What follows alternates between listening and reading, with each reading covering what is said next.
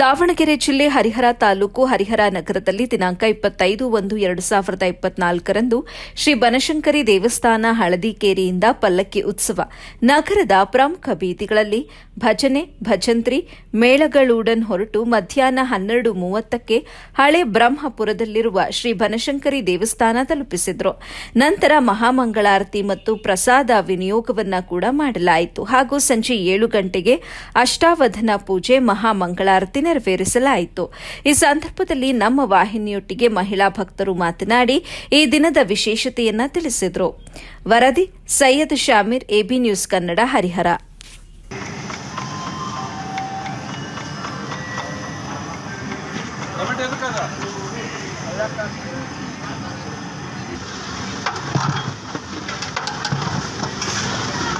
ಸರ್ವಮಂಗಲ ಮಾಂಗಲ್ಯೆ ಶಿವೆ ಸರ್ವಾರ್ಥಸಾಧಕೆ ಶರಣ್ಯೆ ತ್ರ್ಯಂಬಕೆ ಗೌರಿ ನಾರಾಯಣಿ ನಮೋಸ್ತುತೆ. ನನ್ನ ಹೆಸರು ಜಯಶ್ರೀ ಅಂತ. ನಾವು ಬನಶಂಕರಿ ದೇವಸ್ಥಾನಕ್ಕೆ ಬಂದಿದ್ದೀವಿ. ಇವತ್ತು ಪ್ರತಿ ವರ್ಷ ಬನದ ಹುಣ್ಣಿಮೆ ದಿನ ಬನಶಂಕರಿ ದೇವಿಯ ಜಾತ್ರೆ ಆಗುತ್ತೆ.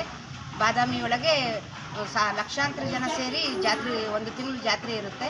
ಹರಿಹರದಲ್ಲಿ ಕೂಡ ನಾವು ಪ್ರತಿ ವರ್ಷ ತಾಯಿಯ ಉತ್ಸವ ಮಾಡಿ ಹಿಂದಿನ ದಿನ ಹೋಮ ಮಾಡಿ ಚಂಡಿಕಾ ಹೋಮ ಅಂತ ಇಂದು ನಾವು ಬನಶಂಕರಿ ಜಾತ್ರಾ ಮಹೋತ್ಸವದಲ್ಲಿ ಎಲ್ಲರೂ ಪಾಲ್ಗೊಂಡಿದ್ದೇವೆ. ಈ ದಿನ ತುಂಬ ಪ್ರತಿಯೊಬ್ಬರಿಗೂ ಮುಖ್ಯವಾದ ದಿನ. ಇದು ಆದಿಶಕ್ತಿ ಪರಾಶಕ್ತಿಯಾದ ಬನಶಂಕರಿ ದೇವಿಯ ಆಚರಣೆಯಾಗಿದೆ. ಇಂದಿನ ಕಾಲ ಬಾದಾಮಿಯಲ್ಲಿ ತಿಲಕಾರಣ್ಯದಲ್ಲಿ ಅಲ್ಲಿರುವಂಥ ಕಾಡಿನಲ್ಲಿ ತುಂಬ ರಾಕ್ಷಸರ ಕಾಟ ಇತ್ತು. ಆ ರಾಕ್ಷಸರನ್ನೆಲ್ಲ ಸಂಹಾರ ಮಾಡೋದಕ್ಕಂತಲೇ ತಾಯಿ ಬನದೇವಿ ಅಲ್ಲಿ ಅವತಾರ ಎತ್ತಿತ್ತು.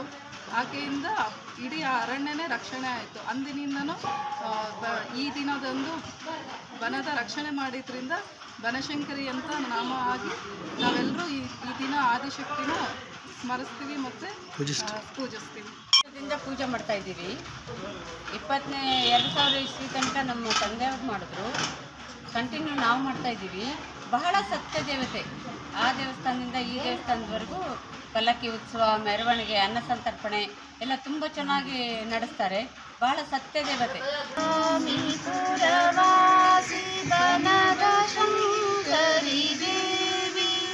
ನಮಿಸಿ ಬೆಳಗುವೆ ತಾಯಿ ಮಂಗಳಾರತಿಯ.